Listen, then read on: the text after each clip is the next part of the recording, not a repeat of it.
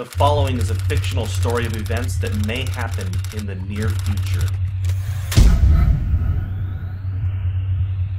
8 a.m. New York Stock Exchange. It's a cold, breezy day on Wall Street as markets await the Federal Reserve's announcement for QE4. Futures are up significantly. The Dow Jones just breached its 2008 high of 14,164. Gold just hit an all-time high of 2,900. Silver just breached $100 per ounce. The dollar index is holding at 53. With official unemployment at 16.3%, there is a nervous feeling on Wall Street that if this doesn't work, the world could implode into a depression that will last for the remainder of the decade. 8:19 a.m. Beijing. Chinese officials announced that they can no longer allow Washington to devalue their holdings. After making their concerns private, China accepts that Washington will never stop paying its debts with inflated currency. China makes an official statement from Beijing, quote, "We have made our concerns known privately for some time. With QE4 about to be announced today, China will have no choice but to stop purchasing U.S. treasuries. We have allowed Washington to try to work through their imbalances for 4 years. But with global inflation and U.S. consumers rapidly shrinking as a percentage of global GDP, we feel that a Western recovery is unlikely until they reform their entitlement programs." 8:45 a.m.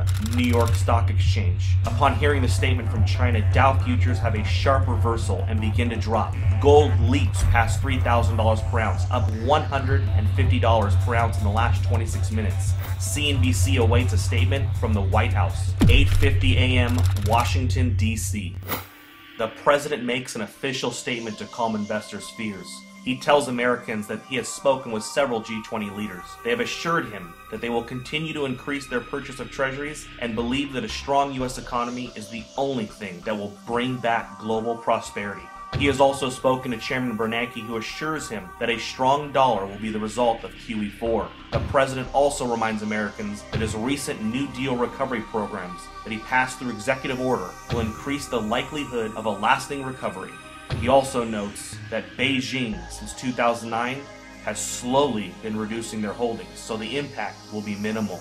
9:51 a.m. New York. Dow futures fall 850 points in the first 20 minutes of trading.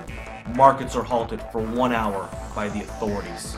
10 a.m. Main Street, America. The news about the stock market in China has now spread. A panic begins to set in and unprepared Americans rush to the grocery store. In an attempt to purchase food and water, Americans that didn't know what was going on are alerted by all of the news stories and panic buying. Within 50 minutes, there is a nationwide rush to the stores. Empty store shelves in America become a reality. 10:52 a.m. New York. Markets reopen and the Dow Jones resumes its collapse. Investors around the world join the sell-off in bonds and stocks and begin to purchase commodities. Unlike the panic of 2008, this time commodities are seen as the only safe haven from a dollar crisis. 11:30 a.m. New York. The Dow falls 1,700 points since reopening. Trading is halted for at least 2 hours. The Federal Reserve injects $200 billion into the markets and announces that QE4 will be delayed until further notice. Congress is called back to D.C. for an emergency joint session. Some members of Congress are saying that they consider China's statement a financial attack. 12 p.m. Main Street, America. Several cities begin to see civil unrest after grocery stores are forced to close. Traffic in the streets and violence break out. The president puts the National Guard on alert for a possible deployment onto U.S. streets if things don't get under control soon. Several news agencies are reporting injuries at grocery chains and call for the authorities to do something before it gets worse. 12:15 p.m. Toronto, Canada. George Soros tells CNBC that a run on treasuries is imminent and that there is nothing the government can do to stop it. He says it is unfortunate that a controlled decline of the dollar was not coordinated better over the years. Today really could have been avoided if not for the Tea Party politicians who demanded fiscal responsibility and a constitutional government. 3 p.m. Gold closes at $11.53 for the day at $4,053 per ounce. Silver closes at $173 per ounce. The president announces that due to civil unrest in some areas of the country, U.S. stock markets will remain closed for the rest of the day. With the exception of mining and other inflation-related stocks, the majority of U.S. stocks are down significantly due to the sell-off and flight to safety in commodities. The Federal Reserve announces that it will begin to purchase U.S. treasuries and stocks in order to stabilize the markets. But this only feeds investors' fears of a full-blown treasury run and collapse of the dollar. 6 p.m.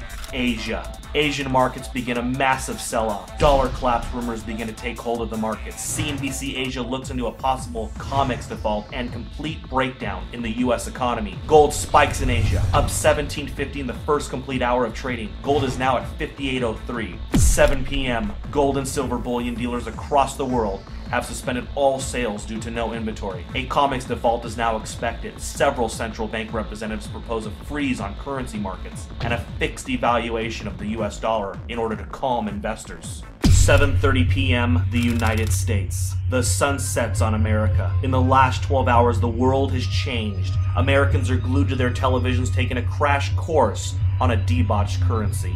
Smoke from fires in the cities have put a dark cloud over the nation. 7:45, the Federal Reserve. The Federal Reserve announces it will inject $1.5 trillion into the markets in order to stop any further decline in stocks. 7:55 p.m., OPEC. The final nail in the coffin. OPEC nations halt oil trades in US dollars until further notice. They will only accept euros, renminbi, or gold. 7:59 p.m. The Federal Reserve's announcement to inject $1.5 trillion into the markets causes a sharp reversal in overseas markets. Stocks begin to rally even as Main Street melts down. 8 p.m. Manhattan. Gerard Adams, president of the National Inflation Association, sends out an urgent email alert. In it, he informs members that it is with great sadness that the time to warn and prepare Americans for hyperinflation has ended.